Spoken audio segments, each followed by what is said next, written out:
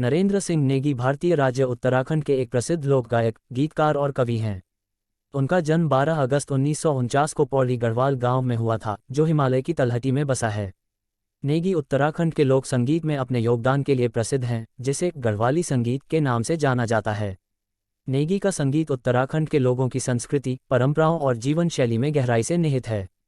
उन्होंने 1970 के दशक में अपने करियर की शुरुआत की और तब से कई एल्बम जारी किए जो इस क्षेत्र में प्रतिष्ठित हो गए। उनके गीत प्रेम, प्रकृति, आध्यात्मिकता और उत्तराखंड के लोगों के संघर्ष जैसे विषयों पर आधारित हैं।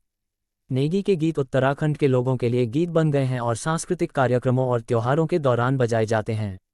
उनके संगीत ने उत्तराखंड की समृद्ध सांस्कृतिक विरासत को बढ़ावा देने और इसकी विशिष्ट पहचान को संरक्षित करने में महत्वपूर्ण भूमिका निभाई है। अपने संगीत के अलावा नेगी सामाजिक और राजनीतिक सक्रियता में सक्रिय रूप से शामिल रहे हैं। वह क्षेत्र के विकास और इसके प्राकृतिक संसाधनों के संरक्षण से जुड़े मुद्दों पर मुखर रहे हैं। नेगी ने अपने संगीत का उपयोग गरीबी, असमानता और भ्रष्टाचार जैसे सामाजिक मुद्दों के बारे में जागरूकता बढ़ाने के साधन के रूप में भी किया है। नेगी को लोक संगीत के क्षेत्र में उनके योगदान के लिए कई पुरस्कार और सम्मान प्राप्त हुए हैं।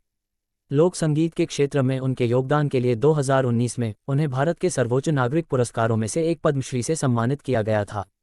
लोक संगीत में उनके योगदान के लिए उन्हें भारत में प्रदर्शन कला के क्षेत्र में सर्वोच्च मान्यता संगीत नाटक अकादमी पुरस्कार से भी सम्मानित किया गया है।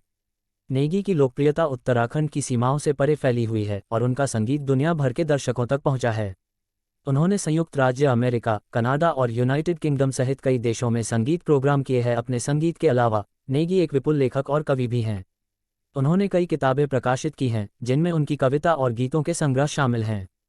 उनकी साहित्यिक रचनाएं उत्तराखंड की संस्कृति, परंपराओं और भाषा की उनकी गहरी समझ को दर्शाती हैं। लोक संगीत के क्षेत्र में नेगी के योगदान और उत्तराखंड के विकास की दिशा में उनके प्रयासों ने उन्हें क्षेत्र के लोगों के बीच श्रद्धा और सम्मान का स्थान दिलाया है। वह उत्तराखंड के लोगों के लिए एक आदर्श और आने वाली पीढ़ियों के लिए एक प्रेरणा बन गए हैं।